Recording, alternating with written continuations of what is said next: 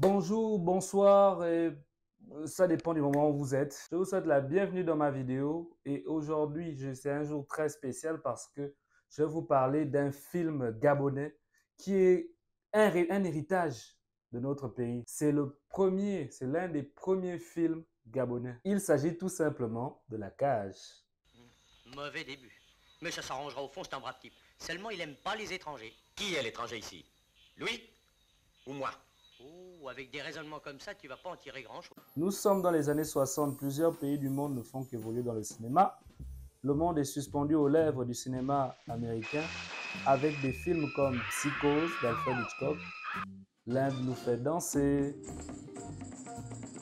On découvre les kaijus chez les Asiatiques. Et en Afrique, on vient de découvrir que l'on peut manipuler une caméra grâce au réalisateur béninois Paulin Soumanou Vieira. Béninois ou sénégalais? Enfin bref, c'est un cinéaste d'histoire africain, historien africain, dont le film s'intitule Afrique sur scène.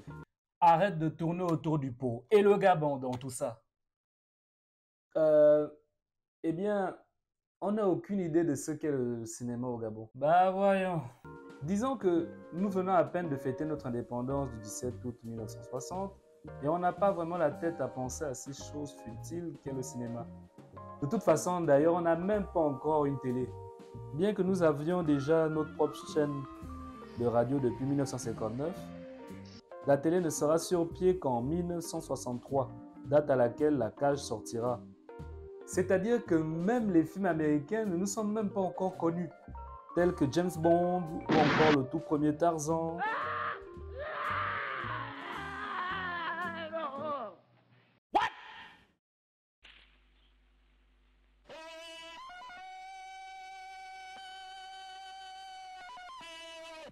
Là, déjà, ça va beaucoup mieux.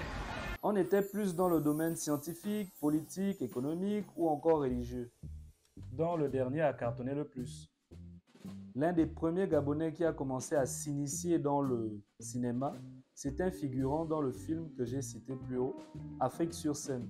Il a fait ses études dans le cinéma et il a eu le premier rôle dans un film français, On n'enterre pas le dimanche, réalisé par Michel Drache, sorti quelques années avant. De retour au Gabon, ce jeune Gabonais, il veut mettre en pratique tout ce qu'il a appris avec son scénario La Cage. Donc, il a un scénario, mais n'a aucun moyen de le financer. Philippe Maury va faire tout son possible légal pour trouver un producteur au Gabon. Et accrochez-vous, c'est notre premier président Léomba qui décide de faire produire La Cage au Gabon. Hein? Le président lui-même? Oui, le président lui-même, suite à un refus de Philippe Maury au poste de secrétaire général dans l'administration d'une ville du Gabon appelée Fougamou. Mais je ne vais pas rentrer dans les détails. Ah, c'est vrai que c'était bizarre cette proposition. Par la suite, avec ce budget, La Cage a eu un réalisateur, Robert Darren, tourné en noir et blanc et sorti en 1963, écrit par Marc Bourreau et Philippe Maury. Avec Philippe Maury, Jean Servet et Marina Valdi. Je cite les noms par importance d'apparition parce que l'affiche là... En fait, l'affiche montre plus les acteurs, met en avant plus les acteurs qui cartonnaient à l'époque, alors que Philippe Maury a le rôle principal à l'intérieur. Donc du coup, je suis obligé de les citer comme ça. Mais bon, ok. La Cage est sortie donc et est même devenue l'un des premiers films gabonais et représentait le Gabon au Festival de Cannes en 1963. Attention, je n'ai pas dit FESPACO, hein. J'ai dit le Festival de Cannes. Une première pour un film originaire de l'Afrique subsaharienne. En même temps, c'est normal, les Français ont participé. Oui, c'est vrai, tu as raison, mais moi je trouve que le scénario en valait la peine. Bon, et donc on peut dire que le cinéma gabonais évolue à partir de ce moment-là? Et sous la tutelle de la présidence? Non, pas du tout. Hein? J'ai dit qu'il avait produit le film La Cage. Je n'ai pas dit qu'il avait continué, il s'est arrêté là. C'est bien plus tard, des années plus tard, que Philippe Maury a créé la CNACI, le Centre national du cinéma, avec El Hadj Omar Bongo, le deuxième président, en 1975. Et même là, Ça s'est même encore arrêté. Oui, je dis bien que même là, ça s'est encore arrêté parce qu'il y a eu des années qui se sont encore écoulées.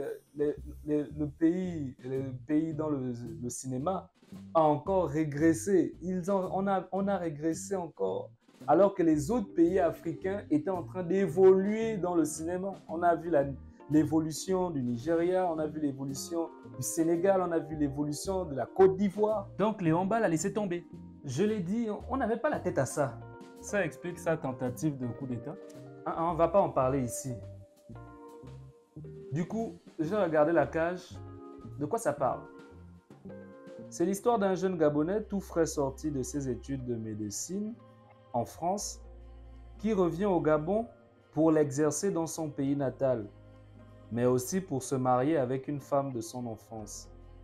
Mais en se faisant initier par un médecin traditionnel français, vivant depuis longtemps dans les villages de son pays, il aura une difficulté à renouer avec ses racines.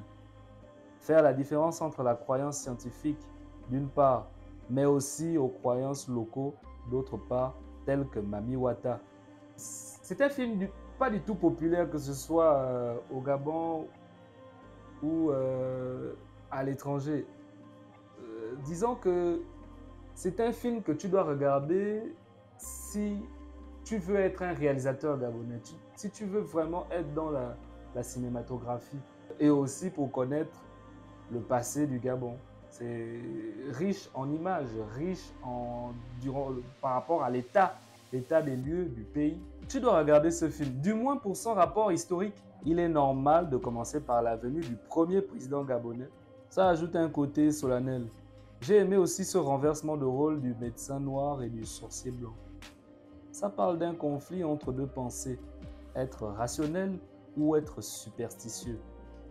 Ça parle aussi du déracinement, ou plutôt montre que l'on peut se perdre dans sa propre culture si tu n'es pas bien conseillé. Car attention, il lui arrive des embrouilles surtout suite à son initiation, parce qu'il a été accompagné par un guide totalement perdu lui-même. Voyez-vous, son scénario m'a rappelé un peu celui du film Vertigo, réalisé par Alfred Hitchcock quelques années. C'est-à-dire un sceptique qui rencontre un homme qui lui parle du comportement de sa femme. Mais lui ne le croit pas jusqu'au moment où le sceptique se demande si finalement c'est vrai. Le twist de la fin est bien écrit, joué et filmé. Mais moi, comme je connaissais déjà ce genre de scénario, j'avais déjà deviné l'origine du problème. Il y a aussi un souci avec les personnages européens, je trouve. Lequel? Eh bien, ils disent qu'ils sont au Gabon depuis longtemps, qu'ils sont là depuis un bail, mais personne ne parle la langue. Il n'y a même pas un qui a parlé le Fon, le Pounou, le Nzebi. Et la seule chose, même le sorcier blanc qui est censé être la représentation même de je suis mieux calé sur ta vie au Gabon que toi, n'a même pas prononcé un mot enfant, à part une seule fois qu'il a dit Mbolo. Et même son Mbolo est un peu bizarre, écoutez. Mbolo. Et observez bien la scène. Il parle un moment avec les Gabonais, mais il n'y a aucun moment. Les Gabonais lui parlent enfant. Et lui, il n'y a aucun moment où il répond en langue. Il dit simplement oui, il se lève et il va communiquer avec l'autre.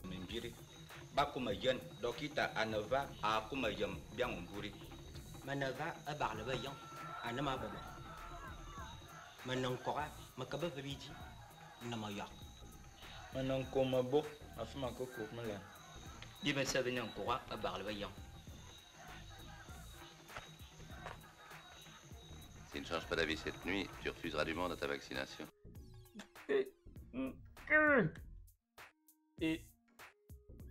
Et attendez une minute. Mais attends, ceux qui ont fait le sous-titrage se moquent de nous? C'est pas exactement ce qu'ils sont en train de dire?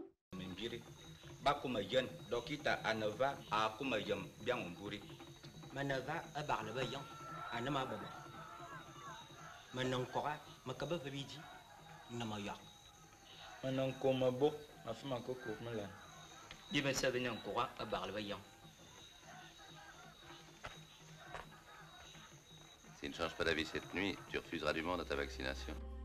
C'est beau de voir ces plans du pays à l'époque, ces palmiers, ces débuts d'infrastructures, les véhicules de l'époque ou encore la scène importante du Bouti.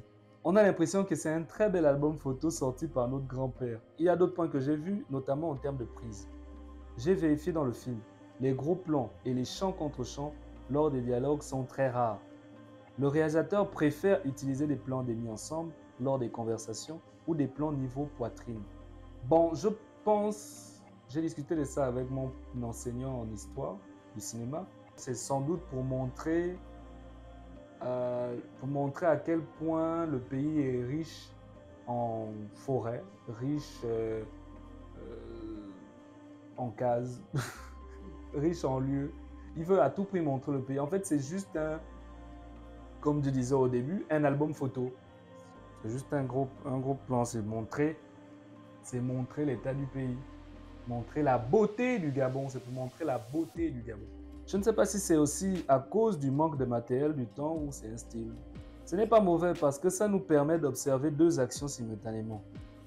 Mais j'étais un peu perdu avec la manière habituelle de monter les plans. Par exemple, la scène où un villageois a un accident.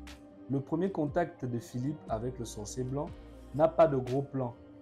Alors que dans d'autres réalisations, on aurait montré le docteur et Philippe en chant contre chant, ainsi qu'une image proche du blessé. Il y a des trucs aussi en termes de scènes figuratives que j'ai noté. Je pense que c'est comme ça qu'on dit. Il y a une scène où Philippe réussit à s'éloigner des autres danseurs avec la fille qu'il est venu épouser.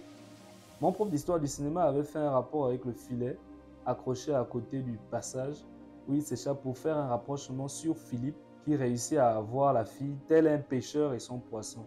Je ne l'avais pas remarqué. Il y a d'autres points intéressants, notamment la scène de la voiture embourbée sur la route du Bouti. C'est comme si la route les empêchait de passer. La nature voulait éviter le désastre à venir. C'est même à ce moment que le sorcier blanc parle de Mami Wata. Et comme Mami Wata chez nous est la déesse des eaux, que la première rencontre de Philippe avec elle se passe où il y a de l'eau. Remarque même que les branches ressemblent aux barreaux d'une cage, comme si son personnage était enfermé. En parlant du casting, tous les acteurs jouent bien, je n'ai rien à dire en particulier. L'actrice Marina Vladi, qui joue le désir envoûtant de Philippe, la femme blanche qui attire le noir, elle est très bien dans ce rôle. Le casting est bien mis à part le fait qu'il y a trop d'acteurs européens qui priment dans le film. Les rôles importants noirs sont à Philippe Maury et Muriel David. Même elle-même, en fait c'est la présence de Marina qui prime sur elle. On a plus l'impression qu'elle est, comment dire, elle est laissée pour compte. Elle est juste le moyen qui permet de ramener Philippe à la raison. Mais bon, c'est sans doute qu'au Gabon, on n'avait pas encore d'acteurs noirs dans la trempe de Philippe Maury. Ça peut s'expliquer. La musique est très locale. Il n'y a que des chants typiques gabonais. La musique envoûtante de Mami Wata nous plonge dans le doute de Philippe, ou à la limite de la réalité et de la fiction. Il y a des points que j'ai aussi remarqués. Deux musiques sont faites pour Philippe. Il y a la musique envoûtante pour lorsqu'il doute de ce qui est vrai ou ce qui est faux, et la musique entraînante de lorsqu'il est avec Oyan pour les moments où il est sûr de lui, autrement dit, c'est où est la réalité. Voilà, c'est la fin de ma vidéo, c'est tout ce que je voulais dire par rapport au film La Cage. S'il est très important pour moi, vu qu'il fait partie du cinéma gabonais, il est l'origine. Je l'étudie pour voir comment représenter la culture gabonaise à travers le langage, avec le langage cinématographique. De ce fait, pour parler de lui, il fallait bien que je parle du premier film qui a été tourné au Gabon, avec des Gabonais à l'intérieur. Ma note sera 18 sur 20. C'était un très bon film, je vous conseille d'aller le regarder. Ma vidéo s'arrête ici et je vous invite à me dire en commentaire si vous avez aimé le film ou pas. Lâchez un pouce bleu, partagez, abonnez-vous si vous ne l'avez pas encore fait. Faites des films gabonais et on se dit, on fait comme ça.